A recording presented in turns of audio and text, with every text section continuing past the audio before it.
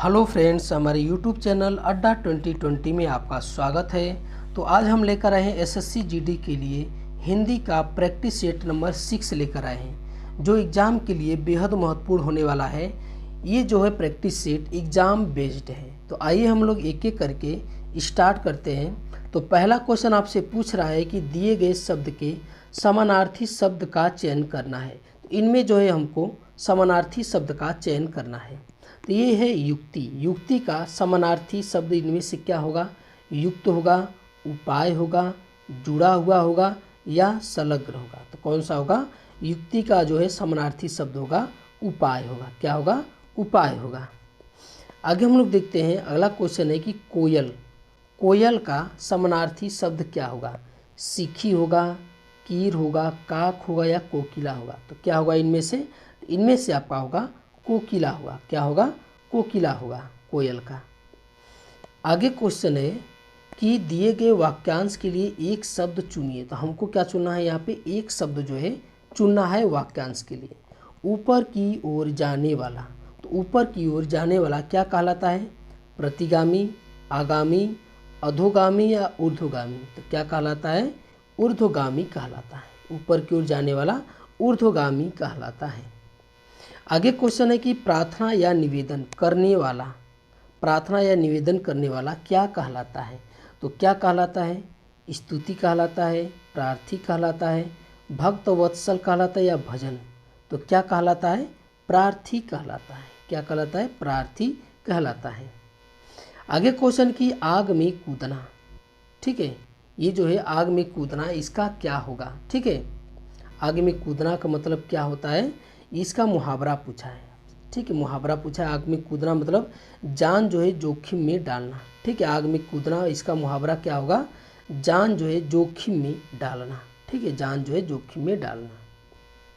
आगे है कि कलेजा ठंडा होना। तो इसका जो है मुहावरा क्या होगा?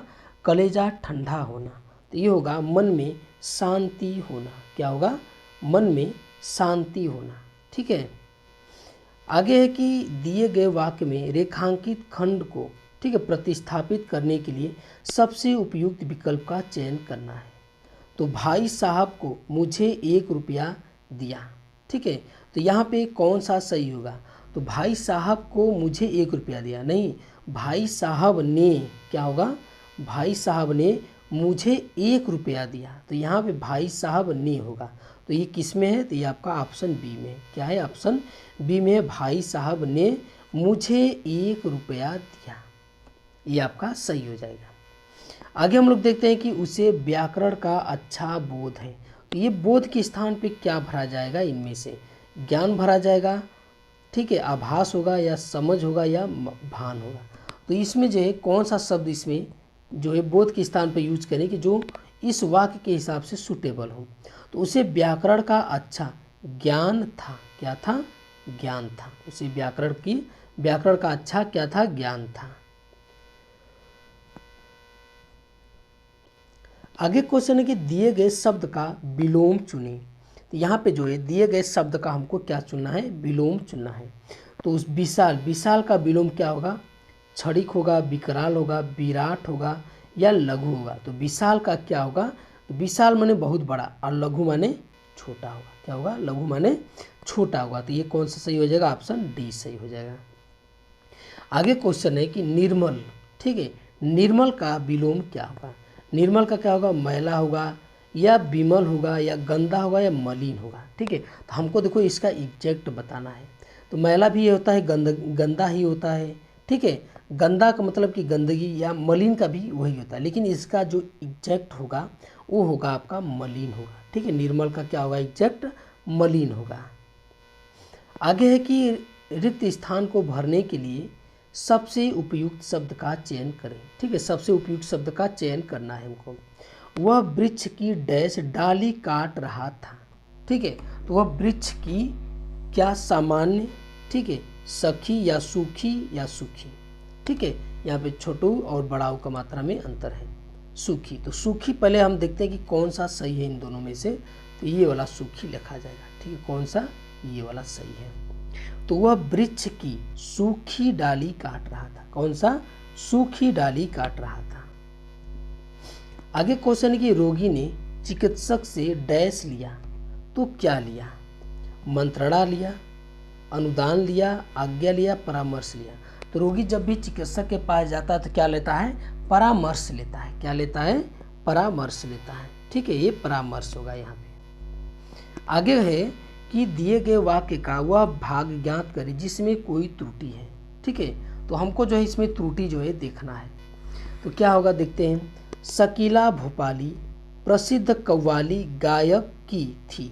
गायकी थी, क्या थी? यहाँ पे लिखा है गायकी थी। गायकी थी, तो यहाँ पे क्या हो जाएगा? गायकी। क्या हो जाएगा? ये वाला गायकी थी। ठीक है, तो इसमें किसमें जो है गलत है? तो ये आपका गलत है, ऑप्शन जो है सी में गलत है। ठीक है, ये वाला में इसमें जो है गलत है। वो क्या, शकीला क्या है? स्त्रीलिंग है। ठीक है, तो क्या हो जाएगा? गायकी नहीं, यहाँ पे ये सही नहीं लिखा है, ये वाला रहेगा गायकी। आगे है कि सही वर्तनी वाले शब्द का चयन करना है। ठीक है, तो हमको जो इसमें देखना है कि कौन सा जो है चारों में से सही लिखा है। ठीक है, तो वनस्पति कैसे लिखते हैं देखते हैं। वनस्पति।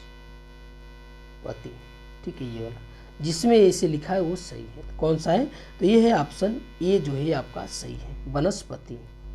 आगे हम लोग देखते हैं, आगे प्रहलाद। ठीक है, तो प्रहलाद कैसे लिखा जाता है? ठीक है, तो प्रहलाद जो है कैसे लिखा जाता है ये हम लोग देखते हैं। तो ये लिखा जाता है प्रहलाद।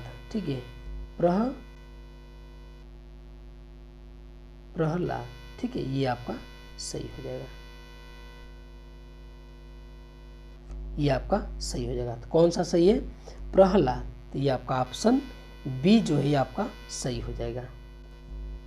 आगे हम लोग देखते हैं, अब आगे जो है हमको भरना है। ठीक है, ये जो है रिक्त स्थानों की पूर्ति करना है। ये पैसे दिया है, गद्यांश दिया है और हमको जो है ये भरना है। ठीक है, तो देखते हैं, पहले हम लोग गद्यांश को पढ़ लेते हैं। तो गद्यांश में क्या है? भारतवर्ष डैश है और देश में भाषाएं चाहे जितनी भी हो, लेकिन उन सब के भीतर भारत की एक ही डैश अपने को डैश करती है।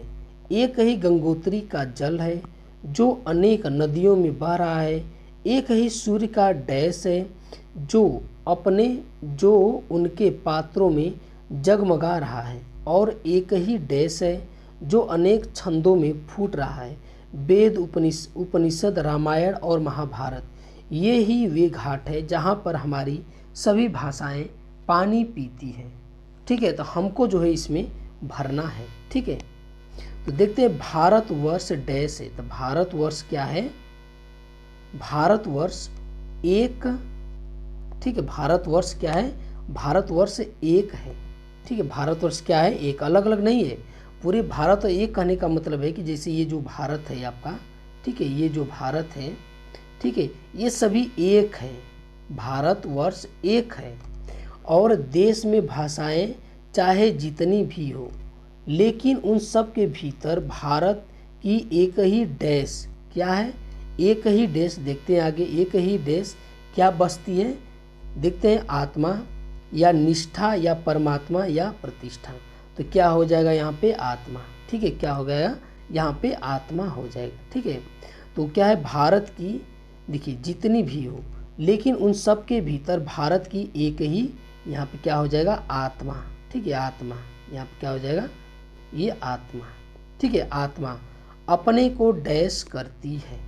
अपने को डैश क्या करती है ये भी देखते हैं। अपने को डैश संशोधित करती है, प्रदर्शित करती है, अर्पित करती है, अभिव्यक्त करती है। तो क्या करती है? अभिव्यक्त करती है। ठीक है, अपने को, ठीक है, क्या होगा? देखिए, अपने को अभिव्यक्त करती है। क्या हो जाएगा यहाँ पे? अभिव्यक्त। क्या हो जाएगा? अभिव्यक्त करती है। देखिए, एक बार फिर से पैसे देख लेते हैं। लेकिन उनके सबके भीतर भारत की एक ही आत्मा अपने को व्यक्त करती है। ठीक है, अपने को अभिव्यक्त करती है। एक ही गंगोत्री का जल है जो अनेक नदियों में बह रहा है। एक ही सूर्य का डैश है। क्या है? देखते हैं, एक ही सूर्य का दर्पण, चित्र, रस और बिंब, इनमें से क्या भरा जाएगा? तो ये बिंब। ठीक है, क्या भरा जाएगा? बिंब। तो एक ही सूर्य का क्या है?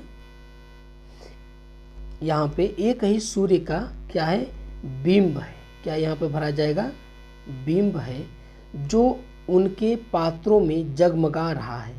और एक ही डैश है, तो एक ही डैश क्या है, ये भी देख लेते हैं। एक ही डैश क्या है, बल है, नाम है, अर्थ है, भाव है। तो क्या हो जाएगा, यहाँ पे भाव हो जाएगा। क्या हो जाएगा, एक ही जो है भाव है। क्या हो जाएगा, एक ही जो है ये भाव है। ठीक है, एक ही यहाँ पे भाव हो जाएगा। एक ही भाव है जो अनेक छंदों में फूट रहा है। वेद, उपनिषद, रामायण और महाभारत, ये ही वे घाट है जहाँ पर हमारी सभी भाषाएं पानी पीती हैं। तो ये आज का हमारा प्रैक्टिस सेट जो हिंदी का था, ये कैसा लगा? अच्छा लगा तो हमारे चैनल को सब्सक्राइब कीजिए और अधिक से अधिक शेयर कीजिए। देखने के लिए बहुत बहुत धन्यवाद।